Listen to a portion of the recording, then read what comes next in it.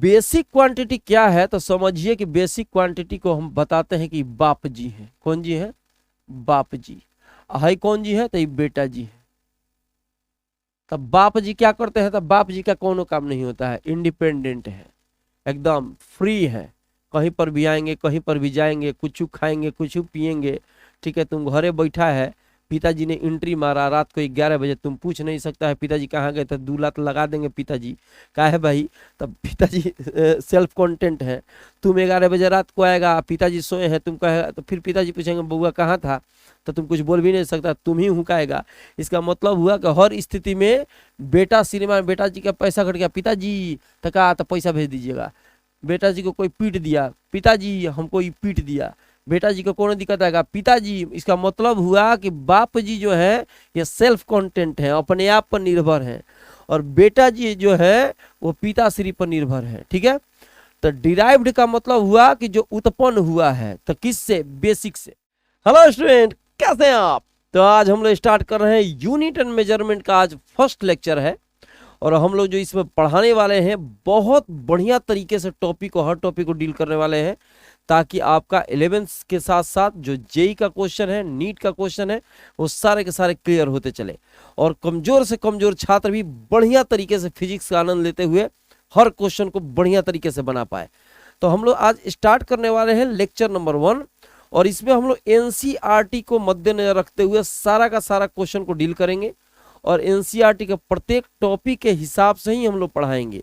अब जैसे होता है कोई टॉपिक कहीं से पढ़ा दिया, कोई टॉपिक कहीं से पढ़ा दिया, वो काम हम लोग नहीं करने वाले हैं। एनसीईआरटी में जैसे टॉपिक दिया गया है उस टॉपिक के अनुसार हम लोग चलेंगे 1 बाय 1 करके, और उससे रिलेटेड जो क्वेश्चन होंगे, जो आपके 11th वाले क्वेश्चन होंगे, जो कंपटीशन वाले क्वेश्चन होंगे, उसको भी हम लोग बहुत बढ़िया तरीके से डील करेंगे, ताकि घर पे बैठे हुए कमजोर से कमजोर छात्र जो हो हर क्वेश्चन का जवाब बढ़िया तरीके से दे पाए। तो चलिए लेट न करते हुए शुरू करते हैं।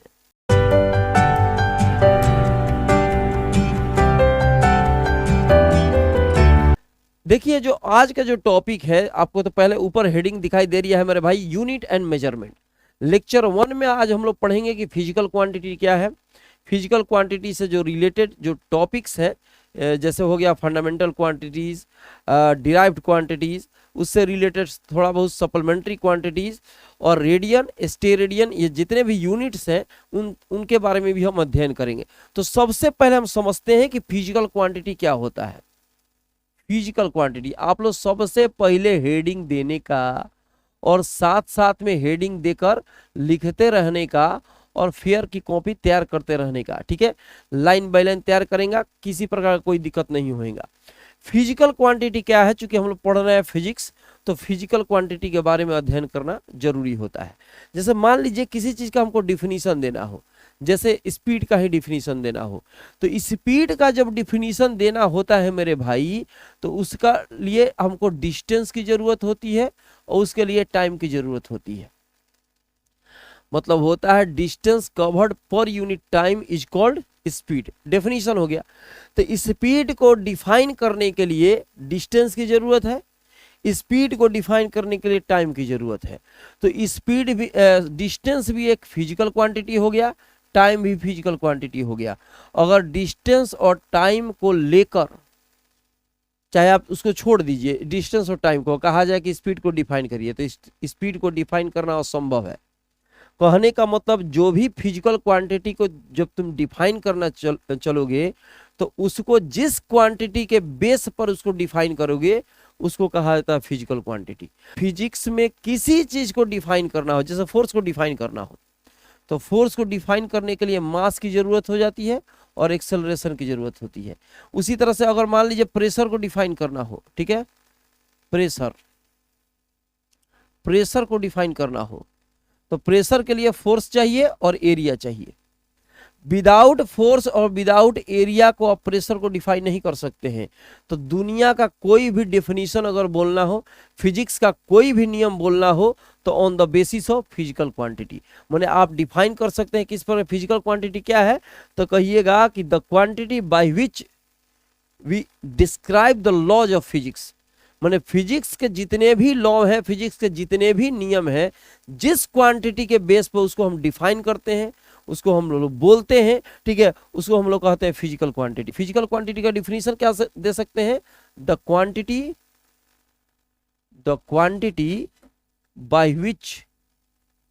by which we can describe the laws of physics।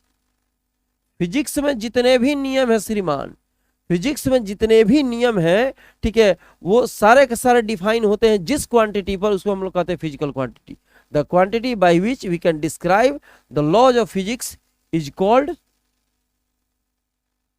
Physical quantity. Physical quantity, उसको हम लोग फिजिकल क्वांटिटी कहते हैं। अब फिजिकल क्वांटिटी के जो टाइप्स हो जाते हैं, फिजिकल क्वांटिटी का जो टाइप होता है वो दो प्रकार का होता है। हम लोग ये बेसिक चीज़ें हैं, बहुत सारे लोगों को पता भी होगा, जिन लोगों को पता नहीं है शुरू से कलम कॉपी उठाओ, एकदम बेसिक से हम पढ़ा रहे हैं, ठीक है, ताकि कमजोर से कमजोर छात्र जो बैठे हुए हैं उनको एक जगह भी कहीं दिक्कत ना हो, खूब बढ़िया से बना पाए, ठीक है। तो आप आराम से फिजिक्स का आनंद ले सकते हैं, खूब बढ़िया से छोटा छोटा क्वेश्चन से लेकर बड़ा बड़ा क्वेश्चन बना सकते हैं। तो फिजिकल क्वांटिटी को दो टाइप्स में डिवाइड किया गया है। अगर देखा जाए क्लासिफिकेशन ऑफ फिजिकल क्वांटिटी, या लिख सकते हैं types of physical quantity. Types of physical quantity, physical quantity के कितने टाइप्स हो गए? तो इसको डिफाइन किया गया है दो टाइप्स में, ठीक है। There are two types of physical quantity. पहला हो गया basic quantity. Basic quantity, basic quantity को दूसरा नाम है फंडामेंटल क्वांटिटी।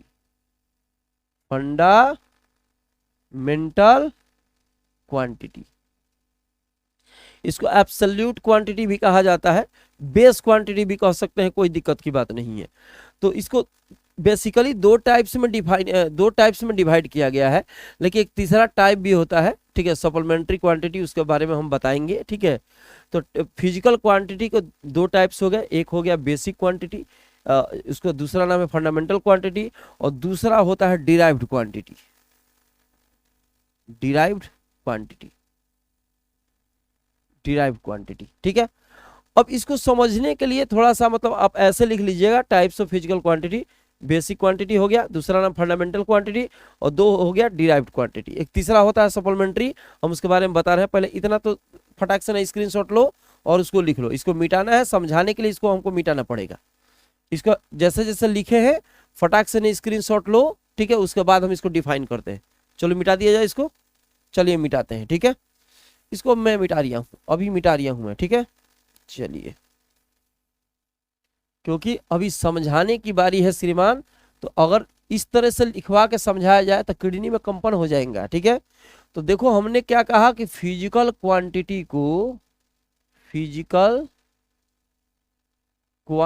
को दो टाइप्स में डिवाइड किया गया है। टाइप्स 3 होते हैं।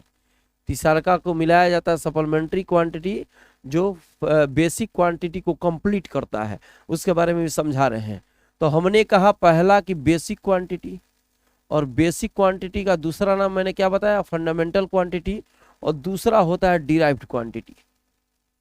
डिराइव्ड क्वांटिटी, ठीक है। अब बेसिक क्वांटिटी क्या है तो समझिए कि बेसिक क्वांटिटी को हम बताते हैं कि बाप जी हैं। कौन जी है? बाप जी। हाई कौन जी है? तो ये बेटा जी है। तब बाप जी क्या करते हैं? तब बाप जी का कोनो काम नहीं होता है, इंडिपेंडेंट है, एकदम फ्री है, कहीं पर भी आएंगे, कहीं पर भी जाएंगे, कुछ खाएंगे, कुछ पिएंगे, ठीक है। तुम घरे बैठा है, पिताजी ने एंट्री मारा रात को 11 बजे, तुम पूछ नहीं सकता है पिताजी कहाँ गए, तो 2 लात लगा देंगे पिताजी। क्या है भाई? तब पिताजी सेल्फ कॉन्टेंट है। तुम 11 बजे रात को आएगा, पिताजी सोए हैं, तुम कहेगा, तो फिर पिताजी पूछेंगे बउआ कहाँ था, तो तुम कुछ बोल भी नहीं सकता, तुम ही हुकाएगा। इसका मतलब हुआ कि हर स्थिति में बेटा सिनेमा में बेटा जी का पैसा कट गया, पिताजी तो कहा तो पैसा भेज दीजिएगा।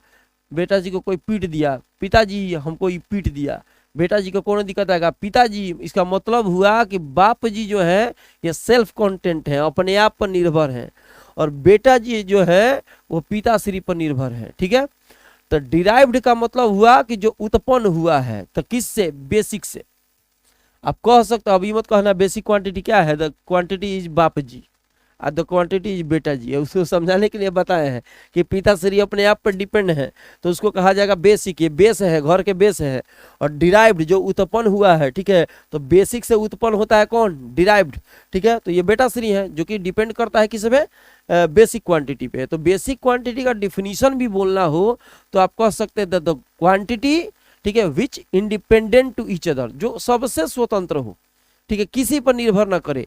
या कह सकते हैं the quantity which depends itself, वैसी क्वांटिटी जो अपने आप पर डिपेंड करती है उसको बेसिक क्वांटिटी कहते हैं। इसका डिफिनीशन लिख सकते हैं the quantity which depends itself, अपने आप पर डिपेंड करे, ठीक है, उसको कहते हैं बेसिक क्वांटिटी। और ये किस पर डिपेंड है श्रीमान, बेसिक पे, तो कहेंगे the quantity which depends on basic quantity. कहने का मतलब हुआ कि वैसी क्वांटिटी जो बेसिक पर डिपेंड हो, ठीक है, उसको कहेंगे डिराइव्ड। और वैसी क्वांटिटी जो अपने आप पर डिपेंड हो उसको कहते हैं हम लोग बेसिक क्वांटिटी कहा जाता है। इसको कहा जाता है, दूसरा नाम है फंडामेंटल क्वांटिटीज। इसमें क्या आ जाते हैं श्रीमान, तो इसमें आ जाता है लेंथ, इसमें आ जाता है लेंथ, इसमें आ जाता है मास, इसमें आ जाता है टाइम, ईटीसी। 7 होते हैं, उसके बारे में अभी लिखवाने वाले हैं। इसमें बहुत सारे होते हैं, 100-150 होते हैं, ठीक है। तो इसमें जो होता है वो टोटली डिपेंड करता है इस पे। जैसे हो गया स्पीड, स्पीड को निकालने के लिए बेसिक की जरूरत है, ठीक है। उसी तरह से हो गया आपका एरिया, एरिया को निकालने के लिए बेसिक की जरूरत है। फोर्स, फोर्स को निकालने के लिए बेसिक की जरूरत है। इसका मतलब हुआ कि इसमें जितने सारे होंगे, ठीक है, इसी के ऊपर डिपेंड करेंगे, ये होगा तब ये निकल पाएगा, ठीक है, ये अपने आप पर डिपेंड करता है। अब एक होता है और होता है सप्लीमेंट्री क्वांटिटी, थोड़ा सा उसके बारे में बता रहे हैं। इसका डिफिनीशन लिखना हो तो लिख लेना, the quantity which depend itself is called basic quantity, it is also called fundamental quantity. इसका फेयर बना लेना, ठीक है। और यहाँ पे इसका लिखना होगा the quantity which depends upon basic quantity that is called derived quantity. Example में ये 3-4 दे देना, अभी इसके बारे में और बताने वाले हैं। तीसरा होता है एक सप्लीमेंट्री क्वांटिटी। क्या होता है मेरे भाई, सप्लीमेंट्री क्वांटिटी। अब सप्लीमेंट्री क्वांटिटी क्या होता है इसके बारे में समझ लेते हैं, ठीक है। सप्लीमेंट्री क्वांटिटी मात्र 2 होती है, ठीक है। कौन कौन सा होता है, क्या है, उसके बारे में भी समझाने वाले हैं। तो सप्लीमेंट्री क्वांटिटी वैसी क्वांटिटी है जो बेसिक क्वांटिटी को कंप्लीट करती है, बेसिक क्वांटिटी को कंप्लीट बनाती है। 7 होते हैं, 2 इसके होते हैं, ये टोटल का टोटल मिलेंगे, समझ रहे ना। एक तरह से समझिए कि ये सप्लीमेंट्री क्वांटिटी का मतलब ही हो गया जो इसको कंप्लीट करे, ठीक है। और इसमें 2 हो जाते हैं, एक प्लेन एंगल होता है, ये क्या चीज है हम बता रहे हैं, और दूसरा होता है सॉलिड एंगल, ठीक है। खूब बढ़िया से समझ लीजिए, ठीक है। या ऐसे भी होता है कि वैसी क्वांटिटी जो प्लेन एंगल और सॉलिड एंगल के 3 डायमेंशनल डायरेक्शन को रिप्रेजेंट करे। अगर इसके प्लेन एंगल और सॉलिड एंगल के 3 डायमेंशनल डायरेक्शन को जो रिप्रेजेंट करता है उसको भी सप्लीमेंट्री क्वांटिटी हम कह सकते हैं। या सीधा सीधी कहिए वैसी क्वांटिटी जो बेसिक क्वांटिटी को कंप्लीट करती है उसको हम लोग कहते हैं सप्लीमेंट्री क्वांटिटी, ठीक है। ऐसे ये तो याद करने के लिए 2 याद हो गया, लेकिन इसको याद करना भी बहुत जरूरी है, ठीक है। अब प्लेन एंगल क्या है, सॉलिड एंगल क्या है, इसके बारे में अभी समझाते हैं। पहले इतना तो आपको समझ में आ गया मेरे भाई। बेसिक क्वांटिटी क्या है, वैसी क्वांटिटी जो अपने आप पर डिपेंड हो, बेसिक, लेंथ, मास, टाइम, ईटीसी 7 होते हैं। डिराइव्ड क्वांटिटी क्या है, जो बेसिक पे डिपेंड हो उसको हम डिराइव्ड क्वांटिटी क्या कहते हैं। सप्लीमेंट्री क्वांटिटी क्या है, वैसी क्वांटिटी जो बेसिक क्वांटिटी को कंप्लीट करती है, सप्लीमेंट्री क्वांटिटी कहलाती है। इसमें 2 एग्जांपल होते हैं, 2 ही होते हैं, प्लेन एंगल और सॉलिड एंगल, ठीक है। इतना तो फटाक उतार लो, अभी इसको मिटाना है। मिटाए मेरे भाई, चलो मिटाते हैं इसको। स्क्रीनशॉट लेकर खूब बढ़िया से फेयर करते चलो, खूब बढ़िया से बताते चलेंगे, एकदम टेंशन नहीं लेने का मेरे भैया, खूब बढ़िया से समझने का और याद करने का, ठीक है। अब इसमें आता है श्रीमान, अभी बताएं एक यूनिट के बारे में समझ लीजिए। यूनिट, क्वांटिटी के बाद यूनिट के बारे में समझेंगे, खूब बढ़िया से समझ में आएगा, अब बढ़िया से बताएंगा, ठीक है। ताकि घर बैठे, कई बार बोले हैं घर बैठे खूब बढ़िया से तुम पढ़ सकता है, लेकिन थोड़ा सा इधर देखने का रे बाबा, ठीक है। अब यहाँ देखो यूनिट क्या होता है। तो यूनिट जैसे मान लीजिए कि कहा जाता है कि 1 kg में होता है 1000 ग्राम। अगर पूछा जाए का है तो ये थोड़ी कहिएगा कि भगवान आए थे, हम पूछे 1 केजी में कितना ग्राम, बोले तथास्तु धरो ही 1000 ग्राम। अरे आधा केजी के बटखारा पर लिखा होता है, आधा केजी के वजन पर लिखा होता है 500 ग्राम, लिखा होता है नहीं लिखा होता, आधा केजी के अथी पर 500 ग्राम, तो कहाँ से आ गया? अगर ईटा का पत्थर का रख कर पत्थर पर लिख कर आप 500 ग्राम करके कौन तरकारी बेचेगा? ठीक है, पुदीना बेच रहा है, नेनुआ बेच रहा है, ठीक है, 500 ग्राम ऐसे करके, तो उस पर ढेला पर लिख देगा, कौन ईटा पत्थर पर लिख कर बेचेगा, तो तुम क्या कहेगा? हटाओ इसको, लोहा वाला रखो। क्या है? तो लोहा वाला भगवान तो दिए नहीं, आदमी बनाया है। ठीक है, अगर कह दिया जाए कि 1 मीटर में कितना होता है भाई, तो 100 सेंटीमीटर। पूछा जाए का है 101 का नहीं होता है। ये सारा का सारा माना हुआ वैल्यू है, माना हुआ चीज है, माने हुए हैं। मनुष्य माना है, व्यापार में सुविधा के लिए इसको माना गया है। शुरुआती दौर में इसे माना गया, बाद में सही और गलत की पहचान होती है। अब कोई पूछ दे क हैसे काहे होता है, इसका कौन उसका तर्क नहीं है। क हैसे का नहीं होता है, हैसे होता है, चाहे हेंग उल्टा लिख देगा, वैसे ही क होता है। शुरुआती दौर में बहुत सारी चीजें मानी जाती हैं, बाद में गलत और सही की पहचान होती है। उसी प्रकार से 1 केजी का कुछ इतिहास है केजी का। ठीक है, अब उसके बारे में हम चर्चा करेंगे। फ्रांस के एक ऑफिस है, संस्था है, इंस्टीट्यूट है, उसी में ठीक है इसके बारे में रिसर्च हुआ था। क्योंकि हिस्ट्री में नहीं जाना चाहते हैं और बढ़िया तरीके से एनसीईआरटी में भी थोड़ा बहुत इसके बारे में दिया गया है। अभी फिलहाल समझ लीजिए कि 1 केजी में 1000 ग्राम ये माना गया है, 1 मीटर में 100 सेंटीमीटर ये भी माना गया है। ठीक है, तो ये स्टैंडर्ड वैल्यू हो गया। क्या हो गया? स्टैंडर्ड वैल्यू माने माना हुआ वैल्यू। ठीक है, माना गया है। ठीक है, तो इसके द्वारा क्या करते हैं? इसके द्वारा हम फिजिकल क्वांटिटी को मेजर करते हैं। फिजिक्स में जितनी भी क्वांटिटियां हैं जिसके द्वारा फिजिक्स के लॉ को हम डिफाइन करते हैं, उसको हमने कहा फिजिकल क्वांटिटी। फिजिक्स में जितनी भी क्वांटिटीज है, चाहे कहिए कि फिजिक्स के लॉ को जिस क्वांटिटी के आधार पर हम डिफाइन करते हैं, जिस क्वांटिटी के बेसिक पर फिजिक्स के लॉ को हम बोलते हैं, उसको फिजिकल क्वांटिटी कहते हैं। और फिजिकल क्वांटिटी को मेजर करने के लिए, ठीक है, जिस वैल्यू का प्रयोग होता है उसको कहते हैं यूनिट। तो कैसा वैल्यू है? ऐसा कोई रियल वैल्यू है नहीं, स्टैंडर्ड वैल्यू है। स्टैंडर्ड मैंने माना गया वैल्यू है। तो क्या लिख सकते हैं? The standard value, the standard value, the standard value by which we can measure, the standard value by which we can measure any physical quantity, any physical quantity is called unit,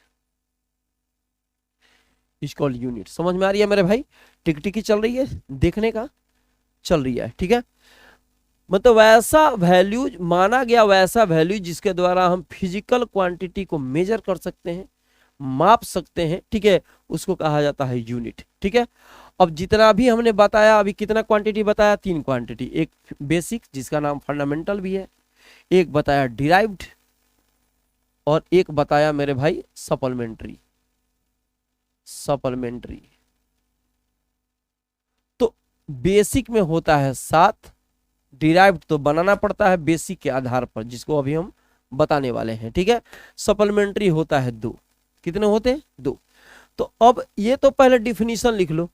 definition लिख लेगा तो अभी इसके बारे में बताएंगे, फिर इसके बारे में बताएंगे, तब इस 2 नंबर पे आएंगे। कहेगा क्या है सर, हई क्या नहीं बताइएगा? तो पहले हई बताकर 7 को काम तमाम कर देंगे, 2 का काम तमाम कर देंगे। ये है बहुत ज्यादा, तो इसके बारे में उसके बाद हम बता रहे हैं। फटाक से स्क्रीनशॉट लो। मिटा रिया है, मिटा दूं? चलो मिटाना क्या है, ऊपर भेज देते हैं। चलो ऊपर जाने करिए, जाने का और पढ़ाना है मेरे को। यहाँ देखिए, अब आप हेडिंग दे दीजिए। ठीक है, फंडामेंटल, फंडामेंटल ये डिराइव देखिए, fundamental quantities, quantities and their units. खाली पढ़ने का खूब बढ़िया से एकदम डिटेल में पढ़ा रिया है, छोटा छोटा चीज बता रिया है, खूब बढ़िया समझ में आएगा, एकदम बैठे रहने का। Fundamental quantities and their units. अब फंडामेंटल क्वांटिटीज कितने? तो 7 होते हैं। तो यहाँ पे आप लिख देते हैं बेसिक क्वांटिटीज, बेसिक क्वांटिटीज। यहाँ पे इधर लिखेंगे इसका यूनिट, और इधर साइड में लिखेगा सिंबल। क्या लिखेगा मेरे भाई? सिंबल का मतलब कौन चीज से इसको डिनोट किया जाएगा। ध्यान से समझने का, बहुत बढ़िया तरीके से समझने का। वाह क्या बात है, एवरीथिंग इज लाइक दाल भात है। देखो इधर, अब बेसिक क्वांटिटी में पहला हो गया लेंथ, क्या हो गया मेरे भाई। अब सब बढ़िया से लिख लिख कर याद करो। दूसरा हो गया मास, बकरी का मास, ठीक है, मास हो गया। फिर हो गया टाइम, तीसरा, ये पढ़ा होगा 9th में भी हो सकता है। चौथा हो गया टेम्परेचर, टेम्परेचर। और पांचवा हो गया इलेक्ट्रिक करेंट, इलेक्ट्रिक करेंट। और 6 हो गया ल्यूमिनियस इंटेंसिटी, छोटा सा, छोटी सी प्यारी सी नन्ही सी हाई कोई परी, डरन अच्छी सी। चलिए, इलेक्ट्रिक करंट हो गया मेरे भाई। उसके बाद हो गया ल्यूमिनियस इंटेंसिटी, ल्यूमिनियस इंटेंसिटी। और सातवां हो गया amount of substance, amount of substance. मेरे भाई थोड़ा अलग अलग लिखने मेरे को नहीं आता, ठीक है, लेकिन मैं पढ़ रहा हूं तो तेरे को बात समझ में आ रही होगा, तो उस तरीके से लिख लेने का, ठीक है। लेंथ हो गया, मास हो गया, टाइम हो गया, टेम्परेचर हो गया, इलेक्ट्रिक करंट हो गया, ल्यूमिनियस इंटेंसिटी हो गया, अमाउंट ऑफ सब्सटेंस हो गया। लेंथ का जो यूनिट होता है मेरे भाई वो मीटर होता है, मीटर, METER भी लिख सकते हो, लेकिन अमेरिकन हो जाएगा, ये इंग्लैंड वाला चल रहा है अंग्रेजी। मास का होता है मेरे भाई किलोग्राम, किलोग्राम। टाइम का होता है सेकेंड, क्या होता है, सेकेंड। टेम्परेचर का होता है केल्विन, केल्विन। इलेक्ट्रिक करंट का होता है एम्पियर, इलेक्ट्रिक करंट का एम्पियर। ल्यूमिनियस इंटेंसिटी का होता है कैंडेला, कैंडेला। और अमाउंट ऑफ सब्सटेंस का होता है मोल। समझ में आ रहा है, ठीक है। बस इसको रटने का, रटना ही पड़ेगा, कोई विकल्प नहीं है, ठीक है। मीटर का होता है सिंबल M, किलोग्राम का होता है kg, सेकंड का होता है S, केल्विन का होता है K, एम्पियर का होता है A, कैंडेला का होता है CD, और मोल का होता है MOL, ठीक है। इसमें कोई दिक्कत। अब इसको 7 जो क्वांटिटीज आपको दिखाई दे रही हैं, ठीक है, बेसिक क्वांटिटी या कहिए फंडामेंटल क्वांटिटी 7 होती है। कृपया इसको बढ़िया से याद करने, इसका प्रयोग बहुत होने वाला है आगे, ठीक है। इसको ऊपर भेजे हम, स्क्रीनशॉट ले लो फटाक से, इसको अभी शेयर कर लो, ऊपर बढ़ाया इसको। चलो भागने का, भागने का, तेरा काम खत्म होगा। अरे वो कर लिया, भागने का, तेरा काम खत्म। अब हेडिंग देना होगा supplementary quantities and their units. Heading दो, supplementary quantities and their units, supplementary quantities and their units. इसमें जो होगा, इसमें 2 होते हैं बस। कौन कौन से होते हैं बता दूं। सप्लीमेंट्री, इधर क्वांटिटीज लिख दीजिए, और यहाँ पे इसका यूनिट लिख दीजिए, जैसे इसके पहले हमने लिखा था, और यहाँ इसका सिंबल लिख दीजिए, सिंबल, ठीक है। सप्लीमेंट्री क्वांटिटीज पहला होता है मेरे भाई प्लेन एंगल, क्या होता है, प्लेन एंगल। दूसरा होता है सॉलिड एंगल, एक हो गया प्लेन एंगल, दूसरा हो गया सॉलिड एंगल। प्लेन एंगल का डिनोट करने, इसका यूनिट होता है रेडियन। अभी तुरंत बताने वाला है वर्मा कि प्लेन एंगल है क्या, ठीक है। सॉलिड एंगल क्या है, इसके बारे में तुरंत डिफाइन करने वाले हैं। तो पहले तो अभी रट लीजिए कि सप्लीमेंट्री क्वांटिटीज 2 होती हैं, प्लेन एंगल होता है, क्या होता है तुरंत बताने वाला है। सॉलिड एंगल ये रट लो, क्या होता है तुरंत बताने वाला है। प्लेन एंगल का यूनिट होता है रेडियन, जिसको डिनोट करने का तरीका है RAD, रैड, ठीक है। और सॉलिड एंगल का होता है स्टे रेडियन, स्टे रेडियन। और इसका यूनिट होता है SR, तो बहुत सारा कहता है SR, SR, ठीक है। उसी से कह देता कोई आदमी आगे जा रहा है, पीछे का SR, SR, 4 लपट देता खींच कर, तब कहा नहीं नहीं हम पढ़ रहे थे SR, SR, ठीक है। ऐसे SR स्टे रेडियन का हो गया SR। तो ये तो याद हो गया, ये 7 वाला 7 याद कर लेना, ये 2 याद करना है। फटाक से स्क्रीनशॉट लेने का, तुरंत वर्मा इसको मिटा रिया है। चलो मिटाया जाए, हो गया मेरे भाई, हो गया कि 2 सेकंड हो गया, 3 सेकंड, 4 सेकंड, 5 सेकंड मिटाऊं। चलो मिटा रिया है। स्क्रीनशॉट लेने का, फटाफट लिख लेने का, ठीक है। अब हम बता रिया है तेरे को, क्या बता रिया मेरे भाई, ठीक है, आपको मैं बता रिया है कि सबसे पहले ये होता क्या है, रेडियन, ठीक है, प्लेन एंगल समझ लो, उसके बाद रेडियन तो बताएंगे। प्लेन एंगल समझ लीजिए, प्लेन एंगल क्या है, ठीक है। तो प्लेन एंगल क्या है, जैसे हम किसी सर्कल पर कंसीडर करते हैं, ध्यान से समझिएगा, खूब बढ़िया समझा देते हैं। कोई सर्कल यहां ले लो, ये सर्कल है, ठीक है, सर्कल का कुछ रेडियस होगा, कुछ सरकमफेरेंस होगा, ठीक है, ये आप जानते हैं। अब इसका छोटा सा भाग एक काटो, सर्कल में वॉल्यूम नहीं हो सकता है, किसी सर्कल का सिर्फ और सिर्फ रेडियस हो सकता है, एरिया हो सकता है, सरकमफेरेंस का लेंथ हो सकता है, वॉल्यूम नहीं हो सकता है। तो हम सर्कल पर कंसीडर किए हैं, है क्या मेरे भाई, ये सर्कल है, ठीक है। अब इसका छोटा सा भाग पे हम काटते हैं, चलो काटते हैं, काटो काटो काटो काटो, काट दिया काट दिया, ये इसका आर्क मिला, क्या मिला, आर्क। और जो यहाँ पे सेंटर था, सर्कल का सेंटर कहीं होगा नहीं, या घूम के इधर अगर इस तरह से मिलता है तो कहीं ना कहीं सेंटर, चलो फिर से बनाते हैं कि समझ में आएगा तुमको। चलो यहां से इस तरह से बना दिए, ये इसका सेंटर हो गया, तो ये सेंटर हो गया, तो ये रेडियस होगा, और यहां से इसको छोटा सा भाग हमने काट दिया। चलो अब तो समझ में आ रहा है, छोटा सा भाग हमने काट दिया, छोटा सा भाग काटा, एक बार और बढ़िया से बनानी, छोटा सा भाग हमने काटा। तो छोटा सा भाग जो काटे हुए हैं, इस छोटे से भाग के द्वारा सेंटर पर कोई ना कोई एंगल फॉर्मेशन हुआ है। ये छोटा सा भाग, इसका लेंथ, आर्क का लेंथ मान लो ds चाहे dl, कुछ भी लिख सकते हैं।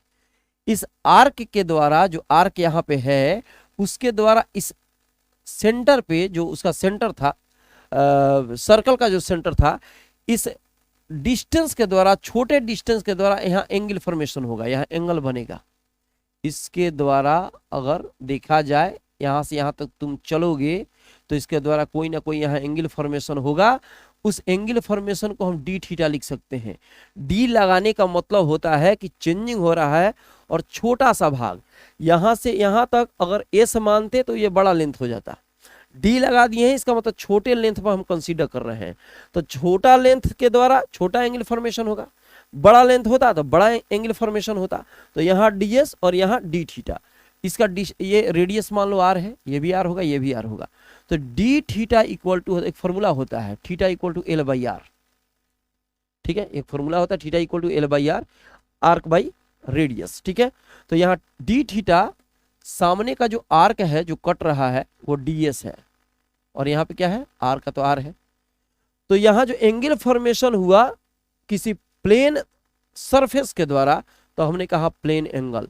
यहां प्लेन सरफेस के द्वारा, जो सरफेस के द्वारा, किसी सर्कल के सरफेस के द्वारा जो सेंटर पे एंगल फॉर्मेशन हो रहा है, उसी को हम लोग कहते हैं प्लेन एंगल। नाम ही है प्लेन, किसी प्लेन के द्वारा क्या बना, एंगल बना, तो उसको हमने कह दिया प्लेन एंगल। फिर से समझ लो, किसी सर्कल के आर्क के द्वारा, किसी सर्कल के आर्क के द्वारा जो सेंटर पे एंगल फॉर्मेशन हो रहा है, किसी सर्कल के आर्क के, ये आर्क हुआ, आर्क के द्वारा सेंटर पे कोई एंगल फॉर्मेशन हो रहा है, एंगल बन रहा है, उसी एंगल को कहते हैं प्लेन एंगल। तो हो जाता है ds, ds क्या है, लेंथ ऑफ आर्क है, ठीक है, किसी सर्कल का, इसको कह सकते हैं लेंथ ऑफ आर्क, यहां लिख देते हैं length of arc of circle, of a circle. किसी सर्कल का आर्क का लेंथ है, ठीक है, क्या कितना लेंथ है, छोटा लेंथ है, तो कह सकते हैं एलिमेंट्री लेंथ है, और ये तो हो गया रेडियस। तो आप कह सकते हैं डी थीटा क्या है, तो डी थीटा है प्लेन एंगल। तो डिफाइन कैसे करेंगे, फलनवा और ठेकानवा के रेशियो को चिलानवा कहते हैं। जैसे मान लो यहाँ पर लिखा हो z बराबर x बटा वाई, तो कहें x और y के रेशियो को z कहते हैं। रिकॉर्डिंग देख लो मेरे भाई, चल रहा है, टिक चल रही है, ठीक है। x और y के रेशियो को हम क्या कहते हैं, z कहते हैं। उसी तरह से ds और r के रेशियो को हम क्या कहते हैं, डी थीटा कहते हैं। तो ds क्या है मेरे भाई, length of arc of a circle, और r क्या है, रेडियस है। तो कहते हैं फलानवा और ठेकानवा के रेशियो को चिलानवा, इस तरह बना सकते हैं। तो कह सकते हैं द रेशियो ऑफ, क्या लिख सकते हैं, the ratio of length of arc of a circle and its radius is called, क्या बोलेंगे मेरे भाई, is called solid angle. Solid, sorry, is called plane angle. Is called plane angle. It is denoted by d theta. इसको D theta से हम denote कर सकते हैं, और इसी का जो यूनिट होता है इसको कहते हैं रेडियन. डी थीटा का जो यूनिट होता है मेरे भाई, डी थीटा का, उसको हम लोग क्या कहते हैं, रेडियन का कहते हैं, या रेडियन कहा जाता है. मुझे लगता है ये क्लियर हो चुका होगा. ठीक है, चलो आगे चलते हैं. ये तो प्लेन एंगल समझ में आ गया. अभी चलते हैं सॉलिड एंगल के बारे में. चलो इसको फटाक फटाक इसका डिफिनीशन लिख लो, ये फॉर्मूला लिख लो, ये फिगर ड्रॉ करना है तो फिगर बना लो. चलते हैं ऊपर. फेयर कर लेना, फेयर तो दिमाग तो लगा लगा के फेयर, इतना दिमाग लगा के क्लास में चोरी डकैती करता है तो ये तो कौन बड़ा का भारी बात है. बैठेगा छाप लेगा आराम से, लेकिन समझने का विदाउट समझना खतरनाक साबित. ठीक है, दूसरा हो जाएगा सॉलिड एंगल. Solid angle. अब सॉलिड एंगल क्या है इसके बारे में समझते हैं. अभी हमने क्या क्या कहा था, कोई सर्किल पर हमने कंसीडर किया था, उसका छोटा सा भाग काटा था जिसको हमने अर्क बताया था, और उसके द्वारा सेंटर पे जो एंगल फॉर्मेशन हुआ था, ठीक है, वो हो गया प्लेन एंगल. अब सॉलिड एंगल क्या है समझो. जैसे मान लो एक तरबूज ले लो, ये स्फीयर है. अब स्फीयर, ये स्फीयर है, वो सर्कल था. सर्कल में सिर्फ और सिर्फ एरिया हो सकता है, वॉल्यूम नहीं हो सकता है. लेकिन ये अगर स्फीयर है तो इसका वॉल्यूम भी होगा, स्फीयर का वॉल्यूम भी होगा. ठीक है, तो मान लो ये तरबूज है, तरबूज में से कहेगा तरबूज काट के हमको चखाओ, तब तरबूज खरीदेंगे. इतना बड़ा तरबूज है, तुमको घर पे लेके जाना है, तो इन्हें कहेगा आप दे दो हमको, और लेके जाएंगे. अब उसके बाद निकल गया एकदम पंच छुर खराब. ठीक है, तब मारता बड़ के गाल फुला के तोमा कर देगा घर वाला सब. तो क्या करेगा, सबसे पहले कहेगा भाई कि भाई तरबूज जो है तुम बेच लिया है तो इसमें चखाओ. तो कैसे काटता है, कैसे काटेगा देखो, उसमें से तरबूज में से काटेगा, बीच में से, एकदम बीच में से ऐसे काटेगा, ऐसे काटेगा, ऐसे काटेगा, ऐसे काटेगा. तो ये ऊपर का तो ये छिलका हो गया, ये थोड़ी निकालेगा, अंदर से गुद्दा निकालेगा. है गुद्दा है, क्या है, गुद्दा. गुद्दा क्या है, गुद्दा है. इसमें से रंग भरने वाला होता है, हमको पता ही नहीं है कैसे रंग भरेगा, ना तो रंग भर देते हैं अभी. तुम इसे रंग भरेगा क्या मेरे भाई, यही है शायद. रुको भाई, नहीं ये तो दूसरे खतरनाक है, तो लिखाने लगा. चलो चलो हम भर के दिखाते हैं इसी से. अब लीजिए, गुद्दा बड़ी खतरनाक हो गया गुद्दा. चलिए इतना गुद्दा हो गया, समझ रहे ना.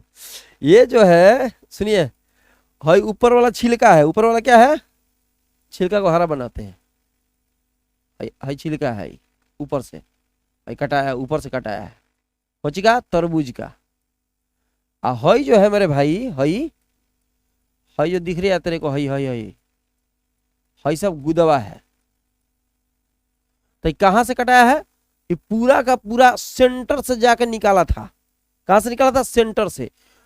अब ऊपर का जो छिलको ये दिख रहा है तुमको, है ऊपर का, इसी सरफेस के द्वारा इस सेंटर पे एंगल फॉर्मेशन हो रहा है. उस समय जो एंगल फॉर्मेशन हो रहा था मेरे भाई, उस समय, ठीक है, उस समय हो रहा था सिर्फ लेंथ के द्वारा. सर्कल का सिर्फ लेंथ हो सकता है जहां से काटा गया था, ऐसे. ठीक है, यहां पे जो हो रहा है वो टोटल का टोटल यहां से गुद्दा काटा है. कोई चीज काटा है, सेंटर से इसके गुद्दा काट लिया. तो कैसे काटा देखो बताते हैं. ऐसे, फिर ऐसे, ऐसे. अब इसके अंदर से काटा है, यहां से. ये मान लो कि तरबूज का सेंटर है, और तरबूज के सेंटर से, रुको हम थोड़ा सा ये डॉटेड लाइन ले लेते हैं. तरबूज के सेंटर से ये काट रहा है, देखो तरबूज के सेंटर से ये काट रहा है, देख रही है मेरे भाई. जो डॉटेड लाइन है वो तरबूज का गुदावा है. तो छिलका के द्वारा जो तरबूज के सेंटर पे जो एंगल फॉर्मेशन हो रहा है, जितना ऊपर से छिलका काटा, ठीक है, वहां से जो सेंटर पे एंगल फॉर्मेशन हो रहा है उसको हम बताते हैं कोची, तो उसको बोलते हैं सॉलिड एंगल. क्या बोलते हैं मेरे भाई, सॉलिड एंगल. और सिर्फ लेंथ के द्वारा जो हो रहा था उसको हमने बोला प्लेन एंगल. अब इसमें जैसे बता देते हैं, ये देखो, ये लेंथ यहाँ पे जो था वो लेंथ था जिसको हमने ds माना था. ठीक है। डिस्टेंस, इसको डिस्टेंस माना जाता है, एल भी लिख सकते थे, लेकिन यहाँ तो लेंथ भी है ब्रेथ भी है, ठीक है, लंबाई और चौड़ाई दोनों है। तो जब लंबाई और चौड़ाई दोनों है तो जाहिर सी बात है इसका लेंथ नहीं होगा, क्षेत्रफल होगा, एरिया होगा। तो यहाँ पे इसका एरिया हो सकता है, मान लो इसका एरिया डीए है, क्या है, एरिया डीए। और यहाँ पे जो रेडियस हो गया वो आर, इस सेंटर की बात हो रही है। फिर से समझ लो, तरबूज का ऊपर से छिलका का अंदर काट दिया, सेंटर तक जहां तक गया, ऊपर के छिलका के द्वारा जो सेंटर पे एंगल फॉर्मेशन हो रहा है उसको हमने कहा सॉलिड एंगल। अब ऊपर का जो भाग काटा हुआ है उसमें लेंथ भी है ब्रेथ भी है, तो जाहिर सी बात है खाली लेंथ नहीं होगा, ब्रेथ भी है, इसलिए एरिया बनेगा, तो इसका एरिया हो गया। और यहाँ पे क्या है, यहाँ पर रेडियस है, ठीक है। तो अब जो यहाँ पे जो एंगल फॉर्मेशन हो रहा है किसके द्वारा, किसके द्वारा मेरे भाई,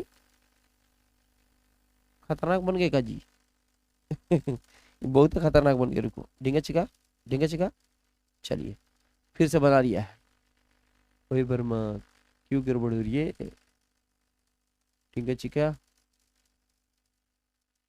चलो थोड़ा थोड़ा थोड़ा थोड़ा इधर से उधर हो, कोई बात नहीं, ठीक है। इसी के द्वारा यहाँ पर भी ऐसे है, अरे समझ में आ रहा है तुमको, ऐसे ऐसे, इससे ये मिला है, इससे ये मिला है, और इससे ये मिल गया, और फिर यहाँ पे ये आ गया, ठीक है। चरखुट्टा जैसे है उसी तरह से एंगल फॉर्मेशन हो रहा है, उसमें लेंथ के द्वारा ऐसे हो रहा था, इस चारों कोनों के द्वारा ऐसे एंगल फॉर्मेशन हो रहा है। तो जो है एंगल फॉर्मेशन होता है, यहाँ पर डी थीटा लिखे थे हम उस समय, ठीक है, और यहाँ होता है डी ओमेगा, क्या होता है, डी ओमेगा। रेडियस तो आर है, तो फॉर्मूला क्या हो गया, D omega equal to D A upon R square. इसी को कहा जाता है सॉलिड एंगल। आपको कभी भूल जाए, कभी भूल जाते हैं तो सीधा सीधी कहिए कि किसी स्फेरिकल सरफेस के किसी छोटे से पार्ट के द्वारा सेंटर पे बना हुआ एंगल, किसी तरबूज माने स्फेरिकल पार्ट के छोटे से पार्ट के द्वारा जो सेंटर पे जो एंगल फॉर्मेशन होगा उसको हम लोग क्या बोलते हैं, एंगल बोलते हैं। इसको डी ओमेगा से डिनोट किया जाता है। ये क्या है मेरे भाई, डी जो है area, area of plane surface, plane surface of a spheric, sphere लिख दो, ऑफ ए स्फेयर, किसी स्फेयर के प्लेन सरफेस का एरिया है, और बाई क्या है, square of the radius, square of the radius. तो आप उसी प्रकार से कह सकते हैं फलानवा और ठिकानवा के रेशियो को चिलानवा कहते हैं, फलानवा और ठिकानवा के रेशियो क्या कहते हैं, चिलानवा कहते हैं। तो डिफिनीशन बना सकते हैं, the ratio of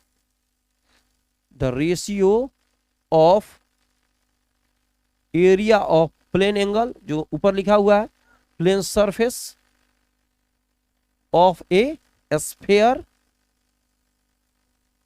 and square of the radius, square of the radius is called क्या, इज कॉल्ड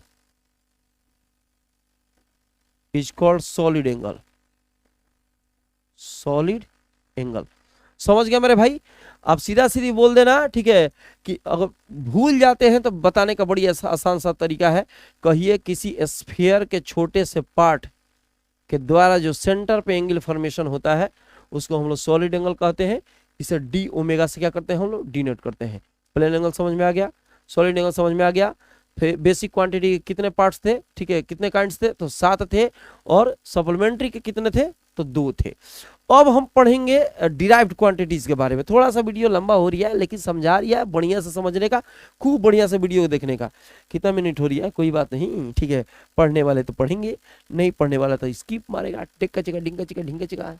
चलो ये तो जल्दी जल्दी देखो, ये फटाक से ना स्क्रीनशॉट लो, और स्क्रीनशॉट लेकर पहले यहाँ पे सॉलिड एंगल लिखकर, और इसको पहले सबसे पहले डिफिनीशन लिख लो, फिगर बना लो, उसके बाद इसका फॉर्मूला लिख लो, कोई दिक्कत। चलो आगे की तरफ चलते हैं। अब हम लोग बनाएंगे श्रीमान इसमें डिराइव्ड क्वांटिटीज के बारे में। डेफिनेशन तो बता चुके हैं, तो अब 3rd नंबर में हो गया, या कहो 2nd नंबर में, जो कहो, डिराइव्ड क्वांटिटीज।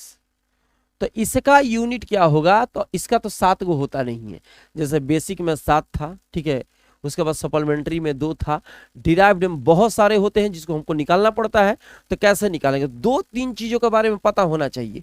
जैसे हमने कहा था बेसिक में लेंथ होता है, और लेंथ का यूनिट मीटर होता है, मास होता है और मास का यूनिट केजी होता है, और फिर टाइम का यूनिट जो होता है वो सेकंड होता है। अब इसमें सिर्फ लेंथ का ही यूनिट मीटर नहीं होता है, दुनिया के वे सारे चीज जो फीता के माध्यम से नापे जाए, फीता तो कहेगा फीता क्या होता है सर, फीट, फीट जिसे नापा जाता है। ये ट्रिक बता रहे हैं, सब में लागू नहीं हो जाएगा मेरे भाई कि जहां जाकर लागू कर दिए, लेकिन लगभग लगभग में जो हम बता रहे हैं ट्रिक समझने के लिए बताया जा रहा है कि दिमाग पर ज्यादा बोझ नहीं पड़ेगा। ठीक है, दुनिया का सारा जो फिजिकल क्वांटिटीज होगी जिसमें फीता का प्रयोग हो उसको मेजर करने में, उस सब के जगह पर लेंथ होता है। जैसे मान लो कि अगर आपसे कहा जाए कि लेंथ हो गया, ब्रेथ हो गया, हाइट हो गया, ठीक है, डेप्थ हो गया, समझ रहा है, पूरा लिखना पड़ेगा मेरे भाई, चलो लिख ही देते हैं, चाहे कोडिंग में बता देते हैं। चलो, ब्रेथ, हाइट, डेप्थ, उसके बाद क्या हो सकता है, डिस्टेंस, डिस्टेंस, उसके बाद होता है डिस्प्लेसमेंट, डिस्प्लेसमेंट, ये सारे के सारे जो इसका यूनिट होता है वो मीटर ही होता है। रेडियस भी हो सकता है, रेडियस, ये सब तो डिस्टेंस ही ना है, ये सब डिस्टेंस है, ब्रेथ है, हाइट है, डेप्थ है, डिस्टेंस है, डिस्प्लेसमेंट है, रेडियस है, लेंथ है, इस सब का यूनिट मीटर, क्योंकि सबको आप फीता से नाप सकते हैं। अब आलू जाके नहीं ना मार्केट में कहेगा कि आलू कितना रुपया किलो है, तो अगर उनको फीता से माप के बेचते हैं, फीता से थोड़ी ना मापेगा उसको तराजू से मापेगा। तो केजी का होता है, मास का होता है केजी, टाइम लिखा हो या टाइम पीरियड लिखा हो, टाइम पीरियड भी लिख सकता है, तो उस सब के लिए यूनिट जो होता है वो सेकंड होता है। इतना याद रहेगा, बाकी चार का भी बहुत प्रयोग है जो हमने साथ बताया उसमें, लेकिन मैक्सिमम कहने का मतलब इसी का यूज पढ़ने वाला है। 7 में 3 को तो कन्फर्म याद रखो, उसको भी याद रखो जो 4 गो और है, लेकिन है तो याद करना एकदम जरूरी है मेरे भाई। अब ये डिराइव्ड क्वांटिटीज के बारे में थोड़ा समझते हैं। जैसे मान लो कि डिराइव्ड क्वांटिटीज में हमको निकालना है एरिया का यूनिट निकालना है, तो पहले इसका फॉर्मूला पता होना चाहिए कि एरिया का फॉर्मूला क्या होता है, तो लेंथ इनटू ब्रेथ होता है मेरे भाई। लेंथ को देखेंगे कि लेंथ का यूनिट क्या है, मीटर है, तो हमने मीटर लिख दिया। ब्रेथ देखो यहाँ पर, ब्रेथ यही सब है, टोटल का इतना का यूनिट यही सब है। ब्रेथ का यूनिट भी मीटर होता है, एम, मामा गुने मामा, मामा स्क्वायर, माने मीटर इंटू मीटर, मीटर का स्क्वायर। सेकंड हो गया वॉल्यूम, क्या हो गया, वॉल्यूम, तो हो गया length into breadth into height. थोड़ा थोड़ा फॉर्मूला तो याद करना पड़ेगा मेरे भाई। तो लेंथ का हो गया मीटर, वहां पर दिखाई दे रही है मेरे भाई, ब्रेथ यहाँ है, और फिर हाइट यहाँ पर है, उसका मीटर ही होता है, तो मीटर क्यूब। ठीक है, थर्ड नंबर में देख लो डेंसिटी, डेंसिटी तो होता है mass by volume, mass by volume. और मास का देखो इसमें तो देखेंगे, मास का कहां पे है, यहां पे है, मास का क्या होता है केजी, तो हमने मास का लिखा केजी, और बाई वॉल्यूम है, तो वॉल्यूम का इसमें नहीं मिलेगा, अब इसमें थोड़ी मिलेगा वॉल्यूम का निकला हुआ है, कितना निकला है मेरे भाई, एम क्यूब। तो मास का तो केजी लिखा, बटा का बटा लिख दिया, और यहाँ पे वॉल्यूम के लिए एम क्यूब, और इसको तिरछा करके लिख दो, जैसे लिखा है तिरछा करो, केजी का केजी, बटा का बटा, और तिरछा कर दिया मीटर क्यूब, तो हो गया वॉल्यूम का, सॉरी डेंसिटी का हो गया केजी पर मीटर, ऊपर थोड़ा सा लिखा गया है केजी पर मीटर क्यूब, केजी पर मीटर क्यूब। समझ में आ रही है मेरे भाई, ये तो कंप्लीट समझ में आ रहा है। आगे चलते हैं, चलो चलो आगे चलो, आगे चलो, जल्दी जल्दी जल्दी बनाते चलो। 4 नंबर में देखो, चौथा 4 नंबर में स्पीड, फटफट बना देते हैं, डिस्टेंस बाई टाइम, तो डिस्टेंस का मीटर होता है, टाइम का सेकंड होता है, मीटर पर सेकंड, कोई दिक्कत। 5 नंबर में निकालते हैं वेलोसिटी, फॉर्मूला तो याद करना ही पड़ेगा, डिस्प्लेसमेंट क्या होता है, डिस्प्लेसमेंट बाई क्या होता है, टाइम, डिस्प्लेसमेंट का होता है मीटर, ऊपर बताया हमने, और बटा में हो गया सेकंड, मीटर पर सेकंड। कोई दिक्कत हो रही है, ठीक है। डिस्प्लेसमेंट क्या होता है, छोटा डिस्टेंस, 2 पॉइंट के बीच का जो सबसे छोटा डिस्टेंस होता है उसको डिस्प्लेसमेंट, डिस्प्लेसमेंट का मतलब होता है डिस्टेंस जो कि बहुत छोटा हो, ठीक है, सबसे छोटा 2 पॉइंट के बीच के सबसे छोटे डिस्टेंस को डिस्प्लेसमेंट कहते हैं। माने डिस्टेंस, डिस्प्लेसमेंट कुछ नहीं है, डिस्टेंस को ही डिनोट कर रहा है। तो डिस्टेंस का मीटर, टाइम का second, metre by second, metre, बटा को तिरछा कर दिया सेकेंड, मीटर पर सेकेंड, ठीक है। आते हैं 6 में एक्सेलरेशन, एक्सेलरेशन, एक्सेलरेशन का फॉर्मूला होता है वेलोसिटी, वेलोसिटी बाई टाइम, टिंका टिंका। वेलोसिटी का उसमें नहीं मिलेगा जो ऊपर गया था, वेलोसिटी का यहाँ निकाला है वर्मा। ये जिन प्राणियों का मैथ कमजोर है, हाई वैल्यू नहीं रखने का, हाई रखने का, हाई रखेगा तो गुना भाग में कोई को देखो, कोई को खतरनाक खतरनाक होता है। देखो बताते हैं कैसे। वेलोसिटी क्या करेगा, हाई रख देगा, और उसके बाद क्या करेगा, हाई से कर देगा, टाइम का हाई से कर देगा, कट कटा देगा। बताइए कटेगा, गलती होगी नहीं? कहेगा बटा के ऊपर सेकंड है, बटा के नीचे सेकंड है, second second sorry sorry cut गया। ऐसा थोड़ी होता है, ठीक है। इसीलिए जब मैथमेटिक्स कमजोर हो तो हाई नहीं लिखने का, हाई लिखने का। वेलोसिटी बाई इक्वल टू होगा मीटर बाई सेकंड, और बटा का बटा, और टाइम का हो गया सेकंड। बटा में कुछ नहीं है तो क्या है, एक है। पलटेगा पलटेगा, तो जब पलटेगा देवता तो हो जाएगा मीटर बाई सेकंड और 1/s, ठीक है। मीटर से 1 में गुना करेगा तो मीटर, और s से s में गुना करेगा तो s का स्क्वायर होगा। उसको तिरछा करके लिख दो। अरे गुना भाग समझ में आ रही है मेरे भाई? मीटर इसके लिए पर, और सेकंड मीटर पर सेकंड स्क्वायर। ये किसका आया, एक्सेलरेशन का। कौन का, एक्सेलरेशन। आगे चलो आगे चलो, एक्सेलरेशन। अब इसमें आएगा 7th नंबर, ठीक है। चलो फोर्स का निकाल देते हैं। तुम लोग तो सब निकाल लेगा, तुम लोग तो विद्वान आदमी है सब। मास इंटू एक्सेलरेशन, तो मास इंटू एक्सेलरेशन, मास का तो ऊपर बताए थे मेरे भाई, अब फिर ऊपर से नीचे आना पड़ेगा। चलो दिखा देते हैं। आने का मास देखो यहाँ कितना है, मास का है केजी, केजी है ना मेरे भाई। चलो फिर से नीचे जाने का, ठीक है चिका, ठीक है चिका, ठीक। देखो मास का हो गया केजी, मास का क्या हो गया, केजी। एक्सेलरेशन का हम निकाले थे, अभी निकाले थे, कहाँ गया तू निकल छुपा रुस्तम। यहाँ पे देखो मीटर पर सेकंड स्क्वायर है, तो यहाँ लिख देंगे मीटर पर सेकंड स्क्वायर। इसको गुना कर देंगे तो हो जाएगा केजी मीटर पर सेकंड स्क्वायर। समझ लिया, कोई दिक्कत नहीं है मेरे भाई, ठीक है। ये फोर्स का हो गया, क्या हो गया, फोर्स का। आगे चलो देवर देवर, आगे बढ़ने का। अब तो अब निकाल लेगा तुम सब, अब कुछ हम बता रहे हैं। चलो छोटा मोटा और बता दो। वर्क इक्वल टू होता है फोर्स इनटू डिस्प्लेसमेंट, डिस्प्लेसमेंट। तो फोर्स का हो गया, या देखो यहाँ पे देखो, फोर्स को इतना को टोटल को न्यूटन भी लिखा जा सकता है। केजी मीटर पर सेकंड स्क्वायर को शॉर्टकट में न्यूटन भूले जाता है। माने केजी मीटर पर सेकंड स्क्वायर को न्यूटन लिख सकता है, क्या लिख सकता है, न्यूटन। तो जब या तो इतना लिखो या तो इतना लिखो। मैथ अगर मजबूत है तो वही लिख सकता है, थोड़ा बहुत गुना भाग करने आता है तो। और नहीं गुना भाग करने का इच्छा है, ठीक है, तो फट देना है, ये लिख दो, काम खत्म करो। तो उसका फोर्स के लिए न्यूटन लिख दो, इनटू डिस्प्लेसमेंट माने डिस्टेंस होता है मीटर, तो लिख सकते हैं न्यूटन मीटर। अगर है लिखने की इच्छा थी तो ये भी लिख सकते थे, या कैसे लिखते, फोर्स का लिखते केजी और मीटर पर सेकंड स्क्वायर, ठीक है, इनटू हो जाता है इसके लिए मीटर, ठीक है। तो इस m से इस m में गुना हो जाएगा, इस m से इसमें गुना होगा तो हो जाएगा केजी मीटर स्क्वायर पर सेकंड स्क्वायर, ठीक है। हाई बटा के, अरे भाई हाई बटा के नीचे है, हाई बटा के नीचे है, तो केजी का केजी, m से m का गुना किया, मीटर स्क्वायर, अब बटा में सेकंड का स्क्वायर, बटा में सेकंड का स्क्वायर।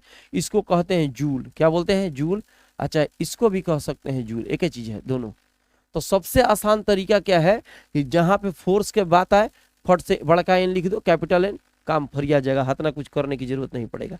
आगे चलते हैं, एक दो और ले लेते हैं बस, उसके बाद तुम लोग अपना कॉपी में से, किताब में से कुछ कुछ फॉर्मूला लिखकर बनाते रहना, ठीक है। छोटा छोटा बहुत सारे हैं, अब उसके बाद लिख सकते हैं, जैसे मान लो फ्रीक्वेंसी का निकालना, फ्रीक्वेंसी तो 1 टाइम पीरियड, क्या हो गया, 1 टाइम पीरियड। तो 1 टाइम पीरियड का एस होता है, आप इतना भी छोड़ सकते हैं, या एस को ऊपर लेके जा सकते हैं, इस तरह लिख सकते हैं एस इनवर्स, ठीक है। और भी आप बना सकते हैं, बहुत सारा उसमें दिया गया है। प्रेशर का एक ले लेते हैं, चलो 10 पूरा कर ही दे। प्रेशर, प्रेशर तो होता है फोर्स बाई एरिया, क्या होता है, फोर्स बाई एरिया। फोर्स का हमने क्या बताया, या तो लिखो केजी, कहाँ गया, या तो लिखो केजी मीटर पर सेकंड स्क्वायर, चाहे सबसे आसान तरीका है कि इसके लिए न्यूटन लिख दो, सबसे बढ़िया तरीका न्यूटन लिख दो। बटा का बटा, और ये एरिया है तो एरिया का होता है मीटर का स्क्वायर, ऊपर हमने बनाया था, देख लेना जाकर, न्यूटन, इसको बटा का इस तरह कर दो, और मीटर का स्क्वायर, ये हो गया न्यूटन पर मीटर स्क्वायर।